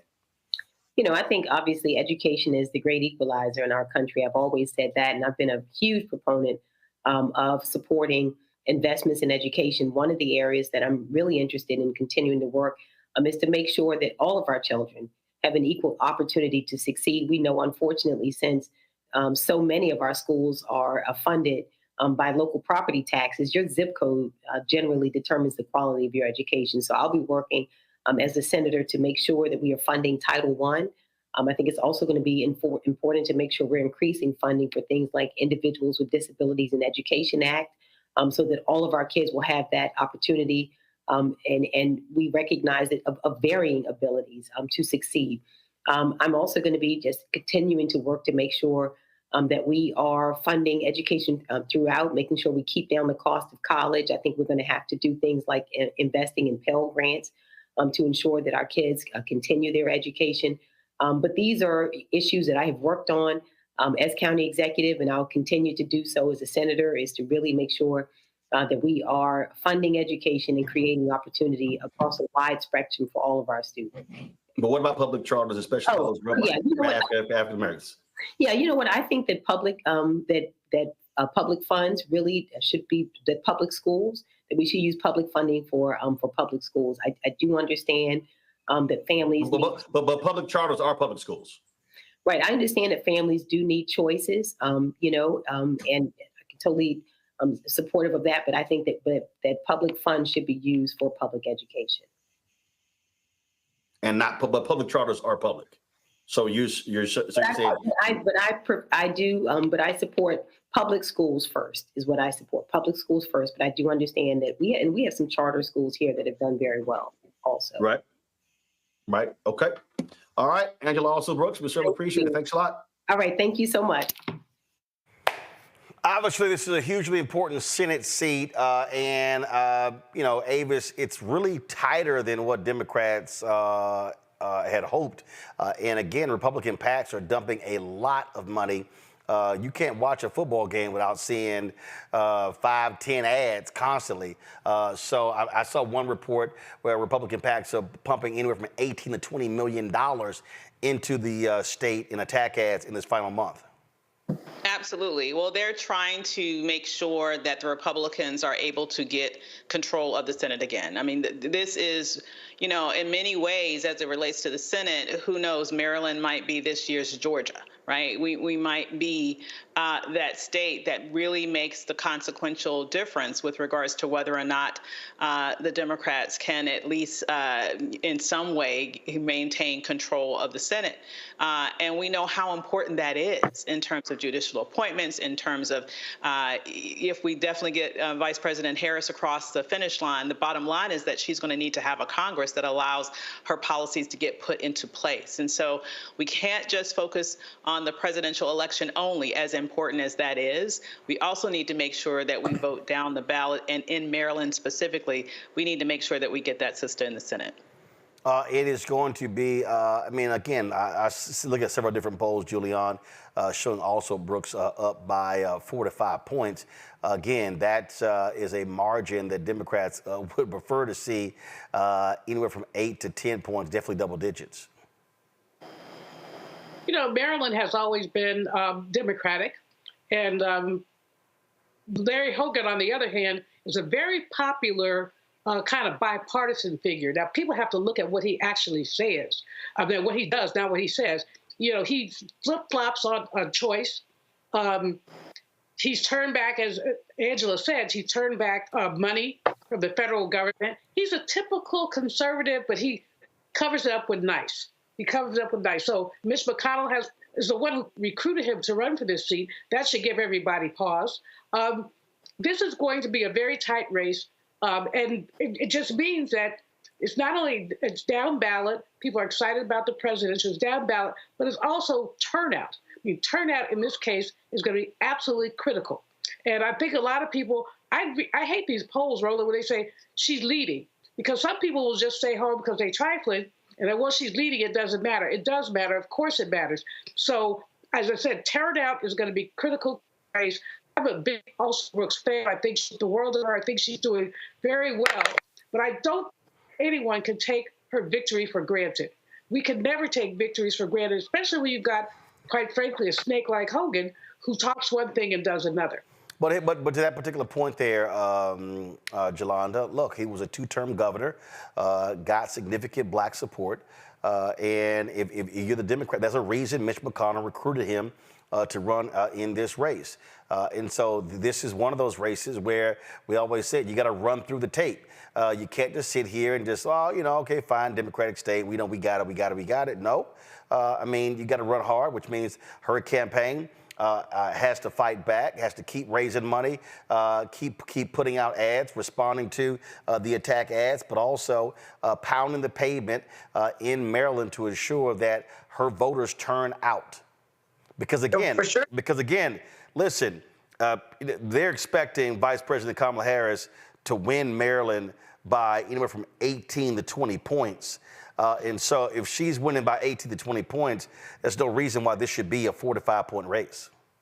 It shouldn't be, but I also know that Republicans are instigating everywhere ways to steal votes from Democrats. This is a Democratic Senate seat.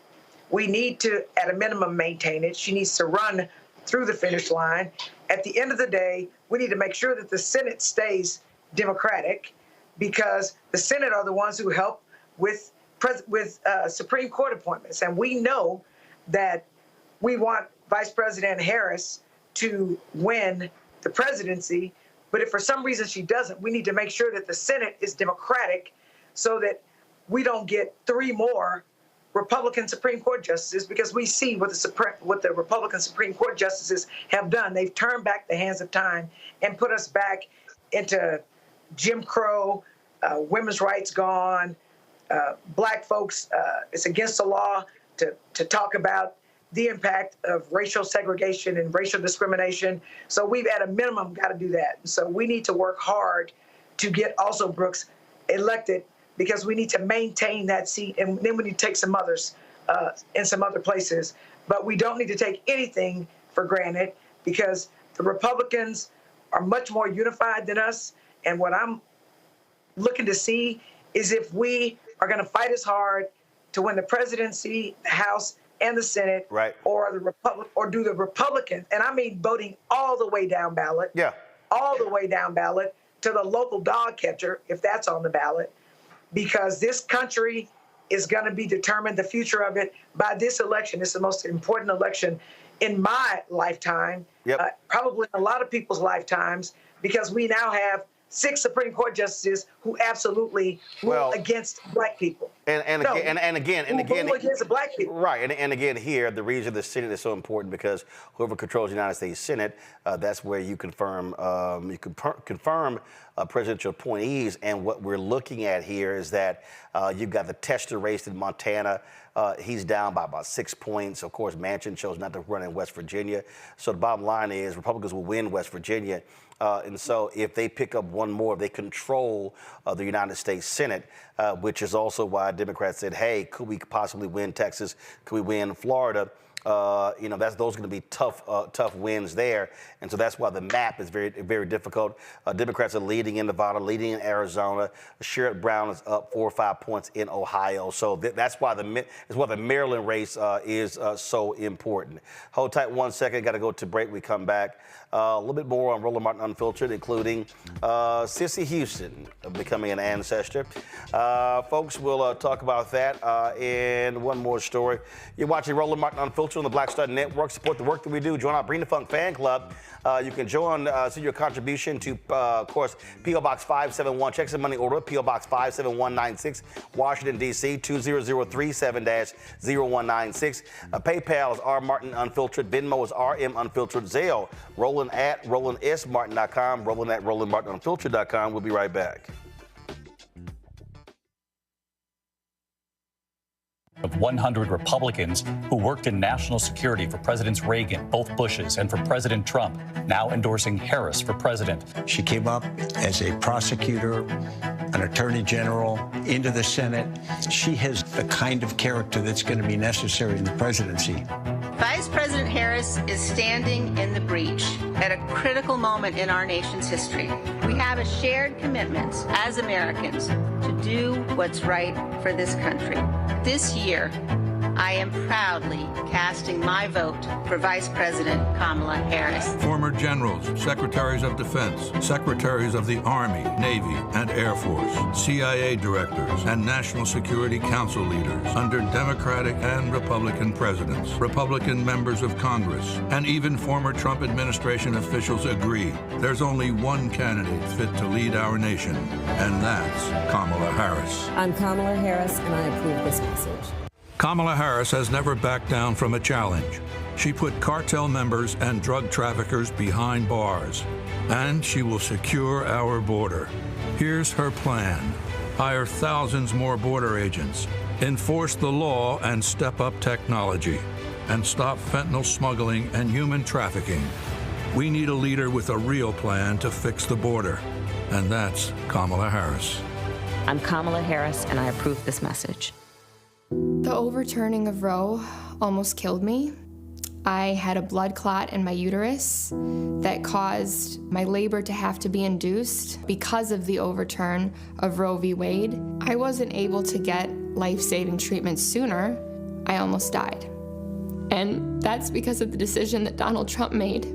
I was able to get Roe v. Wade terminated, and I'm proud to have done it. The doctors and nurses were afraid that if they treated me in the incorrect way, that they would be prosecuted for that. And that's appalling. Donald Trump says that women should be punished. Do you believe in punishment for abortion? There has to be some form of punishment for the woman. Yeah. I believe that women should have reproductive freedom to make the choices about their own bodies. 4 more years of Donald Trump means that women's rights will continue to be taken away one by one by one by one. This has to stop because women are dying. I'm Kamala Harris, and I approve this message. Here's a 78-year-old billionaire who has not stopped whining about his problems. Oh, she had a big crowd. Oh, the crowd. This weird obsession with crowd sizes. It just goes on and on and on.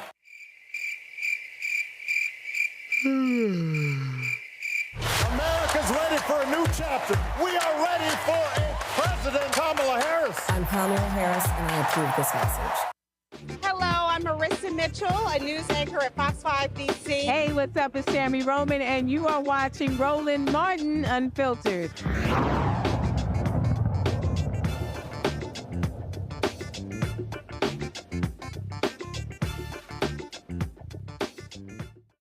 Vice President Kamala Harris's interview with Alex Cooper, the host of the Call Her Daddy podcast, dropped yesterday. During the interview, Cooper asked Harris about comments made by Arkansas Governor Sarah Huckabee Sanders regarding her and being humble and, because she don't have biological children.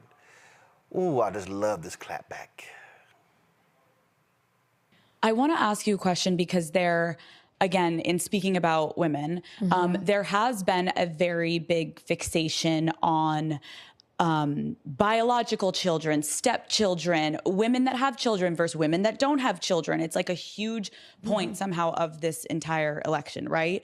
I saw the governor of Arkansas said, "My kids keep me humble." Unfortunately, Kamala Harris doesn't have anything keeping her humble.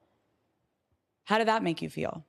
I don't think she understands that there are a whole lot of women out here who, one, are not aspiring to be humble. Two, a whole lot of women out here who have a lot of love in their life, family in their life, and children in their life. And I think it's really important for women to lift each other up. You know, I'll tell you, Alex, one of the things that I have really enjoyed about where the discussion has gone, one of the places it's gone, we have our family by blood, and then we have our family by love. And I have both. And I consider it to be a real blessing. And I have two beautiful children, Cole and Ella, who call me Mamala. We have a very modern family. My husband's ex-wife is a friend of mine, you know, and also I'll tell you, look, I'm a child of divorced parents. And when I started dating Doug, my husband, I was very thoughtful and sensitive to making sure that until I knew that our relationship was something that was going to be real, I didn't want to form a relationship with the kids and then walk away from that relationship. My own experience tells me that, you know, children form attachments and you really want to be thoughtful about it. And so I waited to meet the kids. And they are my children. And I love those kids to death. And family comes in many forms. And I think that increasingly, you know, all of us understand that, you know, this is not the 1950s anymore. Families come in all kinds of shapes and forms.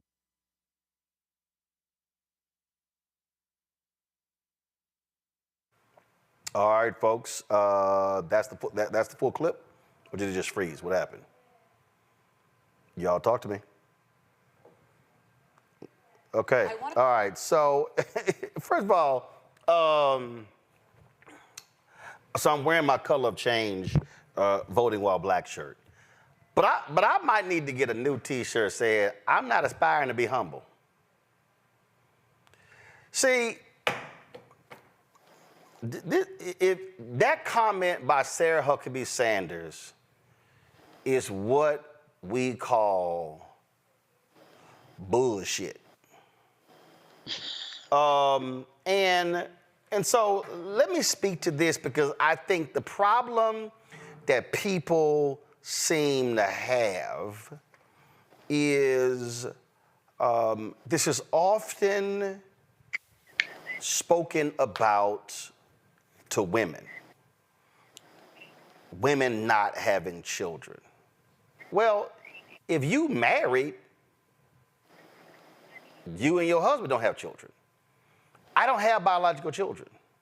I ain't got no kid running around nowhere in the world.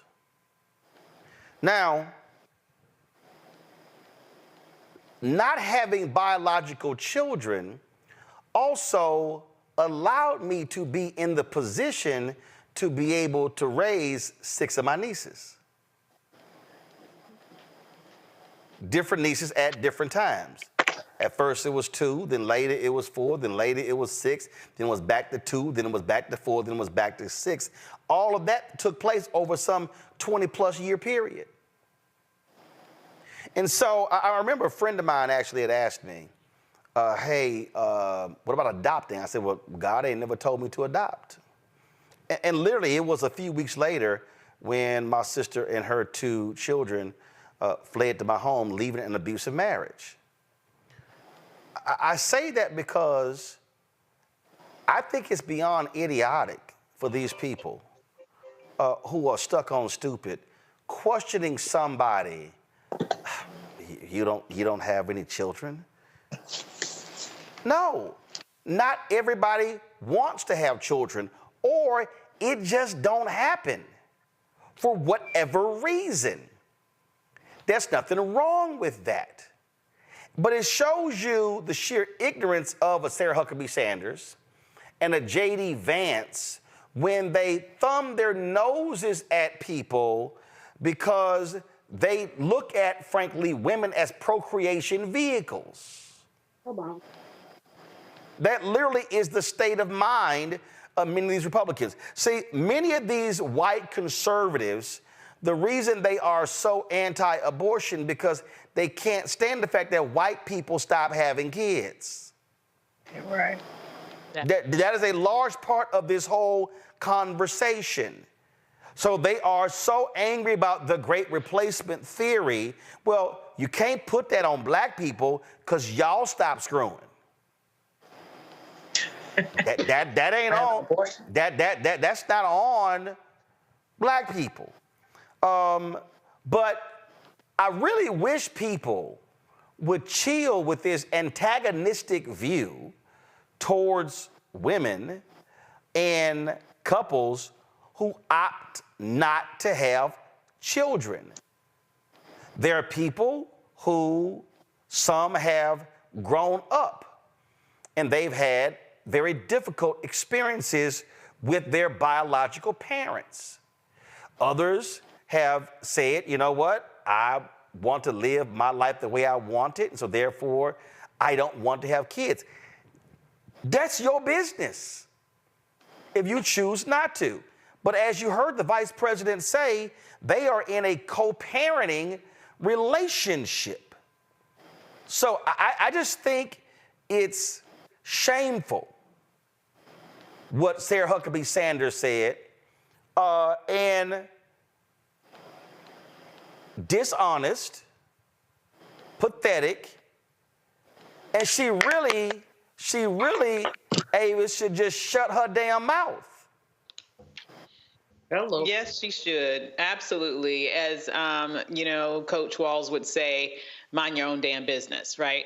But I have to say what you're saying here is hitting the nail on the head.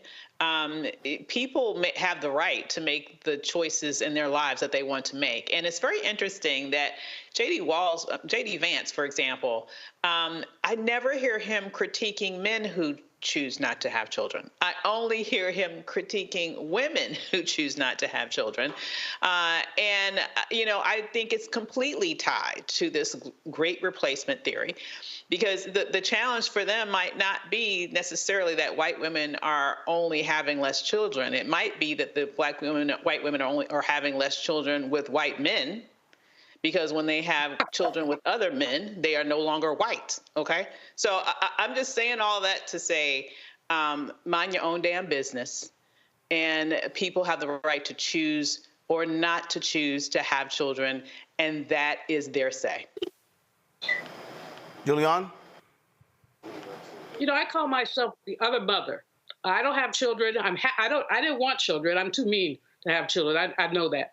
But I have nephews who spend time with me, who I fly all over the country when I'm here, there, or everywhere. I think you met one of them one time, Anya. I have, godchildren, many of them. My godchildren, who's here in D.C., hangs out with me from time to time, basically. And I've got, so many young ladies who went to Bennett, and our friends, a young lady just named her child after me, Julianne White in Houston, Texas. So, we nurture in the ways that we're comfortable nurturing. But it should not be about politics. This should not be raised in a political context. Sarah Huckabee Sanders has always been a little off. And clearly, we're not even going to go through her record. It raised eyebrows all over the place. One of the first things she did was attempt to abolish critical race theory in Arkansas when she became governor. That girl is not wrapped too tight, as far as I'm concerned. Look at her record as press secretary with the Orange Man and some of the things that occurred with her. So she needs to, mind your damn business, keep your mouth shut, and, put a bag over your head and just go away. She really is disgusting. But someone's marital status, children, that should not be a part of a policy conversation, period. Well, but this is what you get, Jolanda, where you have these judgmental folks on the right, like Sarah, somebody on YouTube said Sarah Huckabee Sanders, and the likes of J.D. Vance and others. So what I was going to say, you talked about them stop screwing. They also having abortions, which is why they stopped abortion, because this is about white women not keeping their babies. A true story. But also, Sarah Huckabee's statement actually is the polar opposite of humility. It's actually arrogance, because she is patriarchal. I mean, if you listen to her, we should all be barefoot and pregnant, which is a whole nother story. No, the days of that, the days of women not having options is over. If we want to have kids, we can. If we don't want to have kids, we can. And it's our choice. But as you mentioned, Roland, many of us have been parent-like to children who are not biologically ours, and we have played just as an important role as their biological parents in some instances. So family is not always about biology. And this whole notion that you have to have bored children is craziness. I literally have one child because I had a very difficult pregnancy, and I'm surprised I didn't die during pregnancy. So I only have the one. And had I known, and I love my child, I wouldn't trade him for anything. I had no idea that childbirth was so difficult, or that carrying a child is so difficult.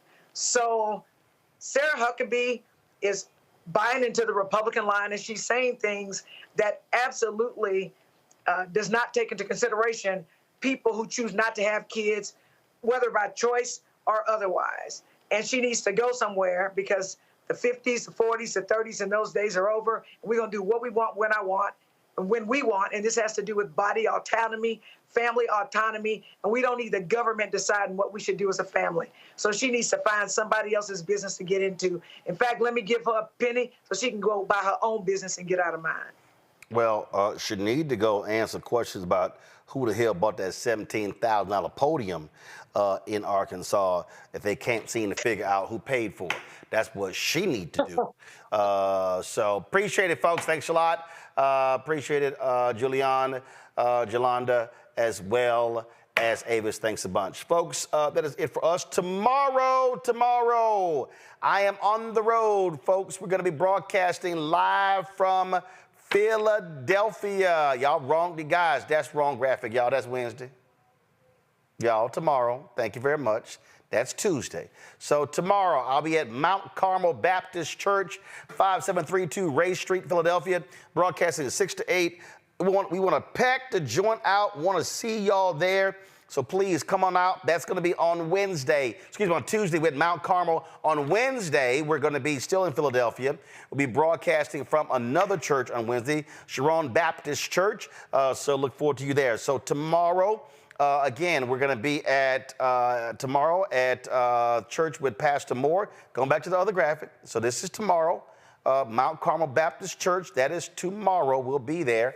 And then Wednesday as well. And then on Thursday, we'll be broadcasting live from Lincoln University, talking politics and looking forward to it. So, folks, that's it. Support the work that we do, y'all. Going on the road ain't cheap. How we bring staff and all our equipment and all this sort of stuff along those lines. So your support is crucial to our work. You can join our Bring the Funk fan club. Send your check and money order to P.O. Box 57196, Washington, D.C., 20037-0196. Not Cash App, because Cash App is really tripping, y'all. And so we still working through all the drama with him. PayPal is R. Martin Unfiltered. Venmo is RM Unfiltered. Zelle, Roland at RolandSMartin.com, Roland at RolandMartinUnfiltered.com. Download the Black Star Network app. Apple phone, Android phone, Apple TV, Android TV, Roku, Amazon Fire TV, Xbox One, Samsung Smart TV. Be sure to get a copy of my book, White Fear: How the Browning of America is Making White Folks Lose Their Minds. Available bookstores nationwide. That's it, folks. I'll see y'all tomorrow. Holla! Black Star Network is here. Oh, no punch! I'm real revolutionary right now. Thank you for being the voice of Black America. All momentum we have now, We have to keep this going. The video looks phenomenal. See, there's a difference between Black Star Network and Black-owned media and something like CNN. You can't be Black-owned media and be scared. It's time to be smart. Bring your eyeballs home. You dig?